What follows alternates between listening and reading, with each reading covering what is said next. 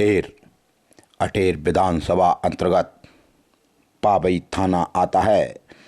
पावई थाने का गांव है विजयगढ़। यह बघेलों का गांव है। यहाँ कृषक रहते हैं और पशुपालक सबसे ज़्यादा हैं। तभी शुक्रवार और शनिवार की देर रात्रि किसान फूल सिंह बघेल के गोड़ा में आग लग गई। गोड़ा यहाँ बाड़े को कहते हैं, जिसमें उनके मवेशी बंधे रहते हैं। किसानों के साथ भगवान ना जाने क्यों ऐसा अन्याय करता है। फूल सिंह बघेल पशुपालक हैं, कृषक हैं। इन्हीं पशुओं से अपने घर का परिवार का भरण पोषण करते थे, लेकिन उनके गोड़े में शुक्रवार और शनिवार की देर रात्रि को ऐसी आग फैली कि उसमें उनकी बंधी 1 लाख रुपए की भैंस जलकर खाक हो गई।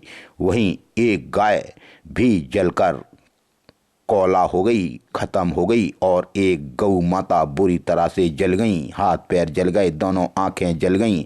वो तो गांव के लोग एकत्रित हुए और उन्होंने तुरंत बुझाने की कोशिश की, लेकिन तब तक तो गोड़े में आग बुरी तरह से फैल गई, जिसमें एक दुधारू भैंस जिसकी कीमत कम से कम 1 लाख रुपए थी, वो खत्म हो गई। एक गाय की भी मृत्यु और एक गाय बुरी तरह से घायल। वो तो गांव में ग्रामीणों में एकता है। लोग एक दूसरे की मदद करने के लिए तुरंत दौड़ पड़ते हैं, और वही हुआ। नहीं तो फूल सिंह के घर के गोड़ा के बाद और भी घरों में आग पहुंच जाती। उससे पहले गांव वालों ने इसे बुझा लिया। आग का कारण अज्ञात है। फूल सिंह बघेल का खैर 2.5-3 लाख रुपए का नुकसान हो गया। यह बात वो खुद बोल रहे हैं। तभी शनिवार को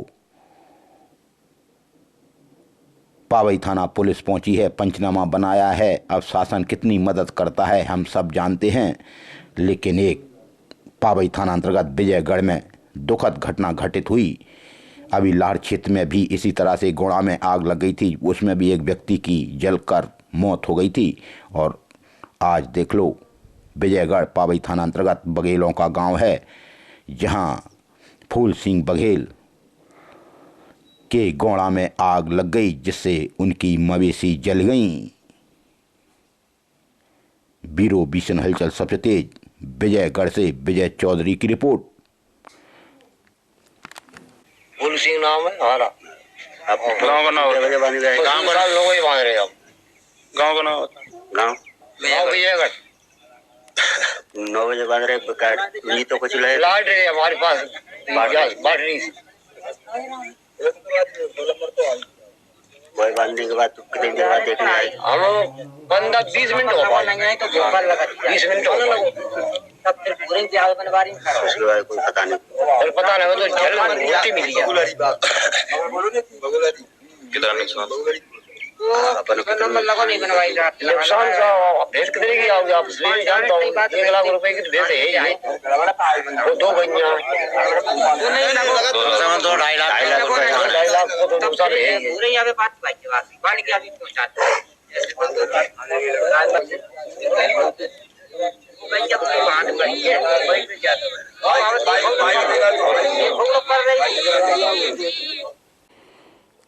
भिंड जिले के धर्म प्रेमी बंधुओं के लिए शासन की इस योजना। मुख्यमंत्री तीर्थ दर्शन योजना अंतर्गत नागपुर यात्रा 23 फरवरी से 26 फरवरी तक आयोजित होने जा रही है, जिसकी आवेदन जमा करने की अंतिम तिथि है 13 फरवरी। प्रभारी जिला अधिकारी वास्ते अपर कलेक्टर LK पांडे ने बताया कि मुख्यमंत्री तीर्थ दर्शन योजना अंतर्गत नागपुर यात्रा दिनांक 23 फरवरी से 26 फरवरी तक आयोजित होगी। आयोजित यात्रा में भिंड जिले के निवासी जिनकी उम्र 60 वर्ष या उससे अधिक हो, वरिष्ठ नागरिक हों, महिलाओं के मामले में 2 वर्ष की छूट, जो आयकर दाता नहीं हों, तीर्थ दर्शन योजना का लाभ एक व्यक्ति को अपने जीवन काल में एक ही बार दिया जाएगा। यदि किसी भी व्यक्ति द्वारा पूर्व में यात्रा में सम्मिलित होना प्रमाणित होता है तो उसके विरुद्ध सख्त कार्रवाई की जाएगी। भिंड जिले के लिए नागपुर यात्रा हेतु संबंधित विकास खंडों एवं नगरीय निकायों में आवेदन फार्म वितरित किए जा रहे हैं एवं वहीं जमा किए जाएंगे। आवेदन जमा करने की तिथि 13 फरवरी 2025 नियत की गई है। आप लोग फार्म अपनी नगर पालिका से ले लें। जो ग्रामीण क्षेत्र के लोग हैं वो अपने नगर परिषद से लें, जनपद से लें।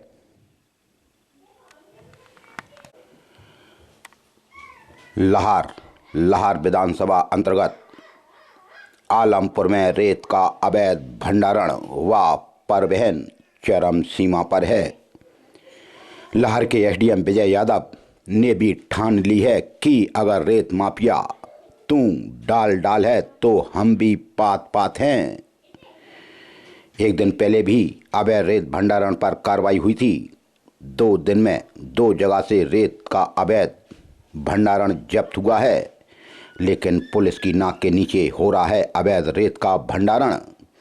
बताया जाता है दतिया जिला से रेत मंगाकर आलमपुर क्षेत्र में ट्रैक्टर ट्रॉलियों से हो रहा है अवैध परिवहन और प्राइवेट गुर्गे 2000 रुपये प्रति रात एक ट्रैक्टर से वसूल रहे हैं। आखिर यह वसूली किसके नाम से हो रही है? अवैध वसूली। आलमपुर थाना अंतर्गत तभी आज फिर बेलमा गांव में अवैध रेत का भंडारण। लाहौर एसडीएम विजय यादव की कार्रवाई, जहां 15 ट्रॉली रेत की फिर जब्त की गई।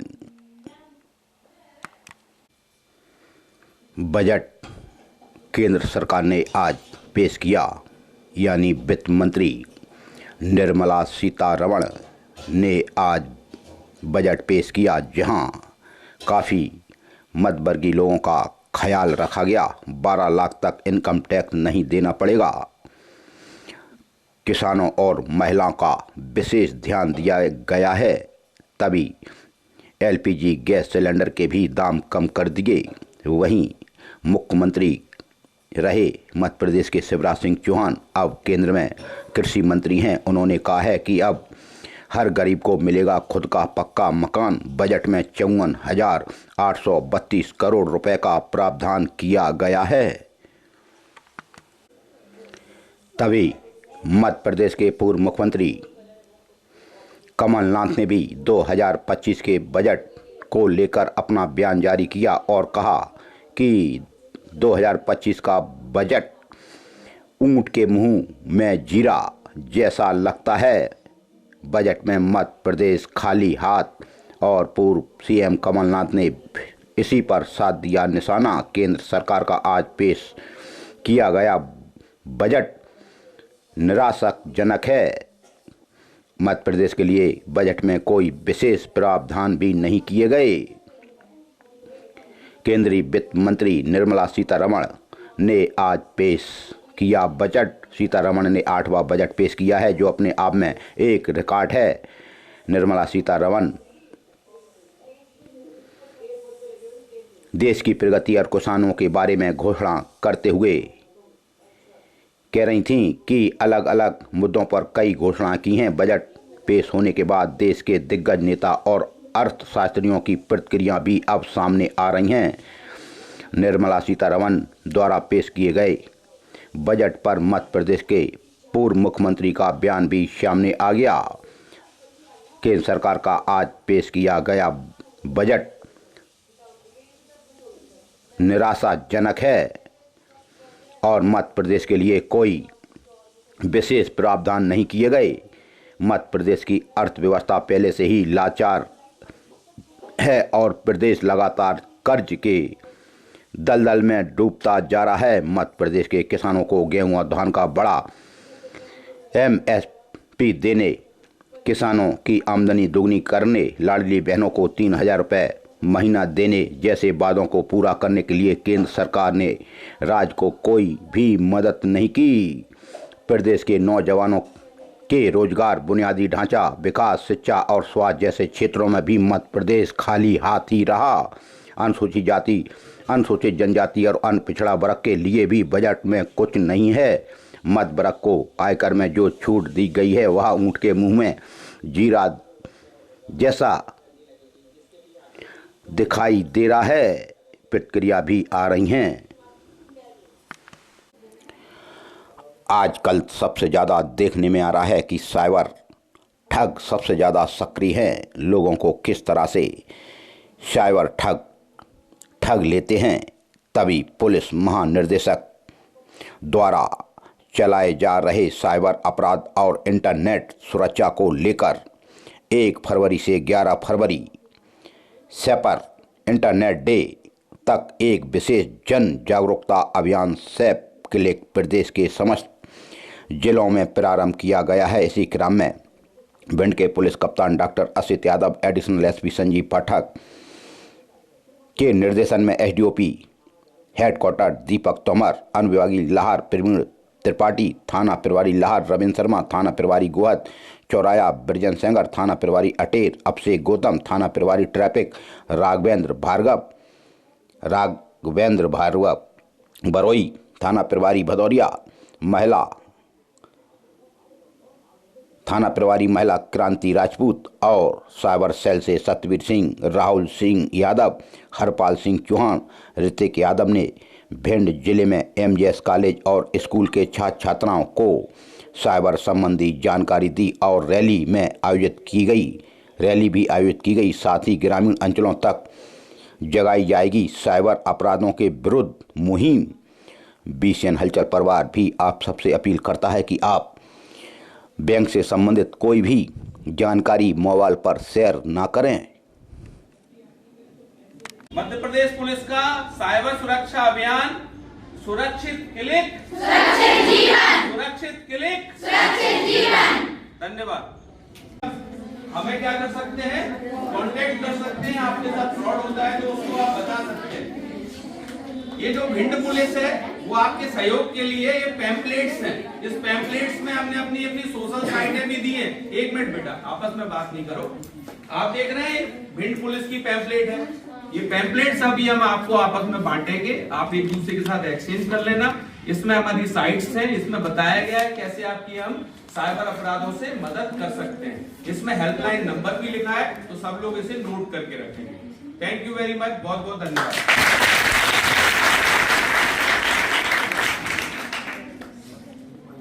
साइबर संबंधी बात जानते हो? साइबर फ्रॉड क्या होता है? कोई बताएगा? बताओ बेटा।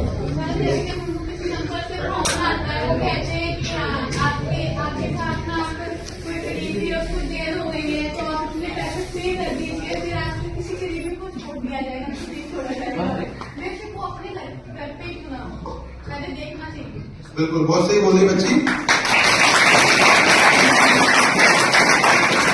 क्या अभी आप लोग क्या है, छोटे बच्चे हैं।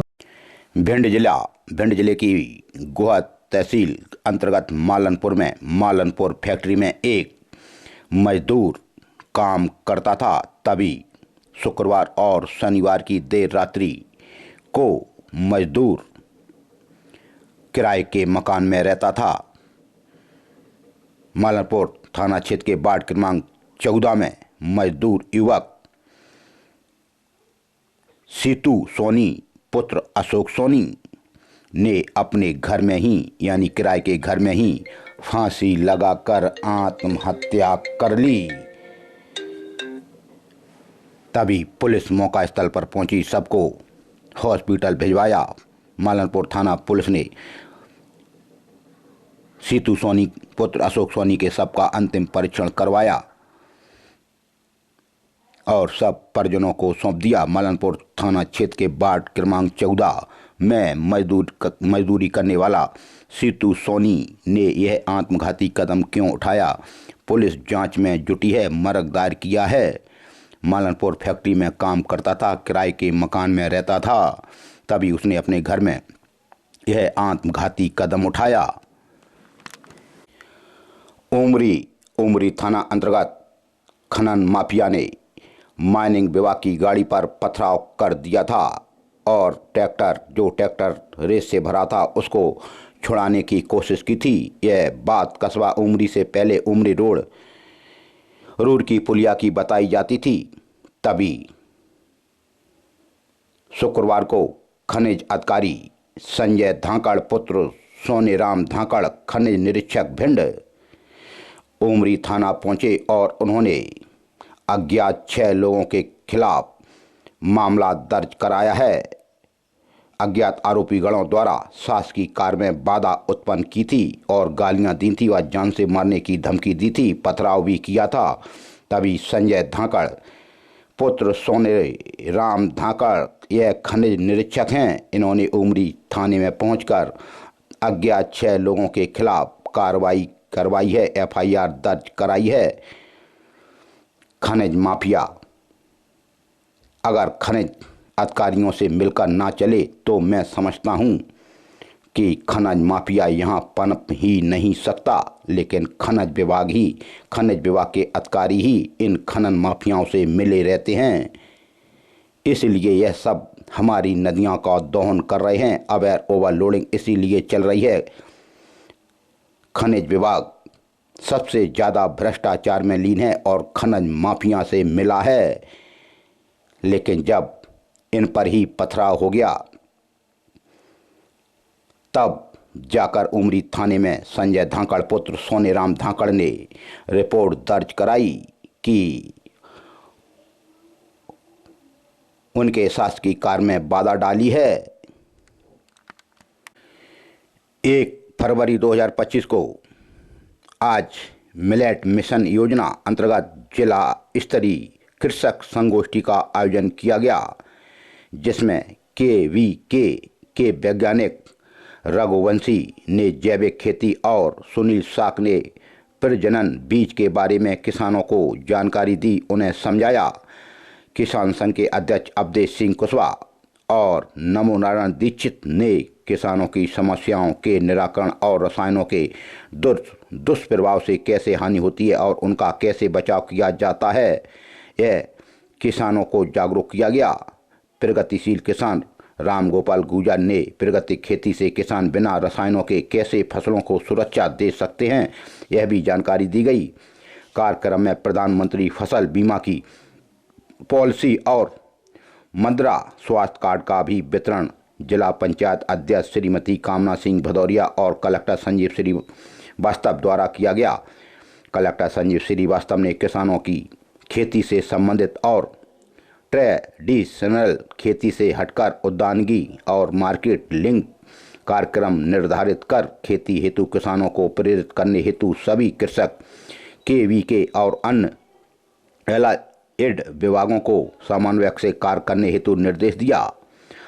और आत्मा कार्यालय में मिलेट मिशन योजना अंतर्गत जिला स्तरीय भव्य कृषक संगोष्ठी का भी कार्यक्रम जिला पंचायत अध्यक्ष श्रीमती कामना सिंह भदौरिया और कलेक्टर संजीव श्रीवास्तव की गरमाई उपस्थिति में संपन्न हुआ, जिसमें जिले के प्रगतिशील किसान संघ के सदस्य, कृषि विभाग के समस्त कर्मचारी और परियोजना संचालक कृषि राम सुजान शर्मा तथा KVK से वैज्ञानिक की सहभागिता रही। किसानों को अब वास्तव में समझना चाहिए कि हम प्राकृतिक खेती कैसे कर सकते हैं।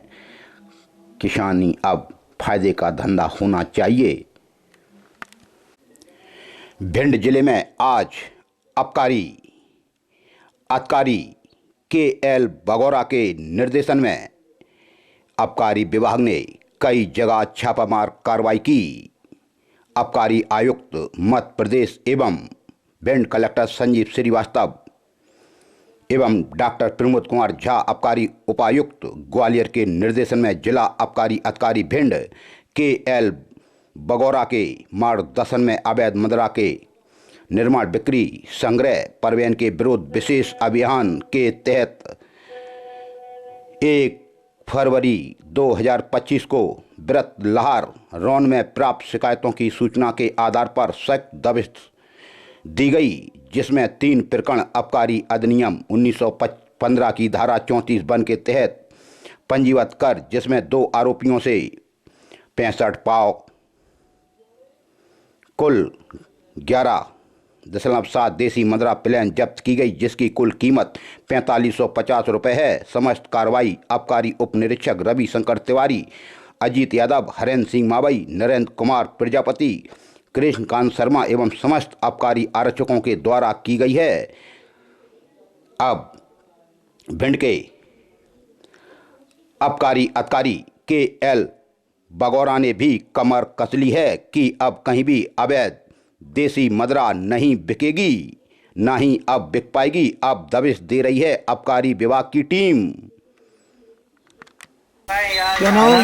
आबकारी विभाग अब ढाबा वालों से कह रहा है कि आप पैम्पलेट लगवाएं, बैनर लगवाएं कि शराब पीना यहाँ मना है। तो कुछ होटल वालों ने पैम्पलेट लगाई।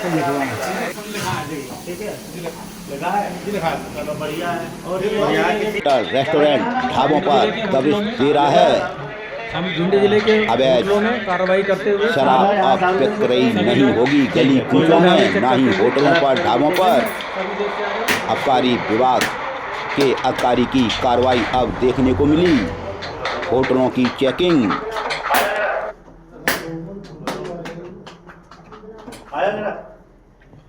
क्या नाम है तुम्हारा? आबकारी अमला अब उतरा है सड़कों पर। अब खैर नहीं होगी दारू वारू तो नहीं बेचते? अवैध शराब बेचने वालों की। अब जिला अधिकारी LK बगौरा के मार्गदर्शन में आबकारी विभाग हुआ सख्त। अधिकारी कह रहे हैं और उनके अधीनस्थ कर्मचारी कि अब कहीं भी किसी भी ढाबे पर शराब नहीं पिएंगे। आप बैनर लगवाएं और होटलों की भी चेकिंग की है आबकारी अमले ने। सूचना मिली है आपकी? जना की तलाश लेना ना थोड़ी जेब की।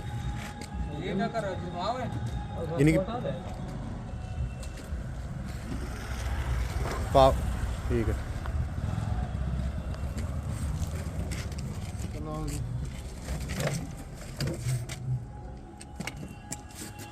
यहाँ पर बेची कहीं नहीं घर ले जा रहे थे साहब। घर यार इतने बंकु कहाँ से घर ले जा रहे थे? छत के रही थी साहब ले जा रहा है। ये अपराध है तुम्हें पता है? ऐसे बेचो। अच्छा साहब नहीं जानते साहब आप। इन पे केस बनाओ 34 को। हाँ जल्दी कहो बुलाओ, ठीक है, ताकि जब भाई जमानत दे दें नहीं तभी उठा के ले जाएंगे गाड़ी में, ठीक है। बुला लो, किसी जानते हो यहाँ पे? हाँ साहब को इनका ही वो कागज लेके आओ, इनका जब्ती करो। हाँ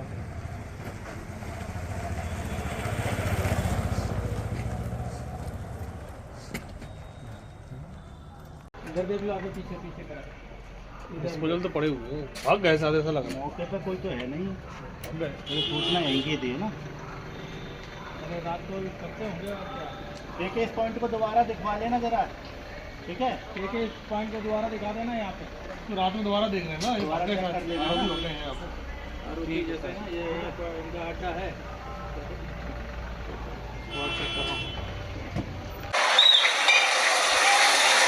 जिला आबकारी अधिकारी भगौरा की अब कार्रवाइयाँ हमें देखने को मिल रही हैं। होटलों पर अब दबिशें दी जा रही हैं और चेकिंगें की जा रही हैं।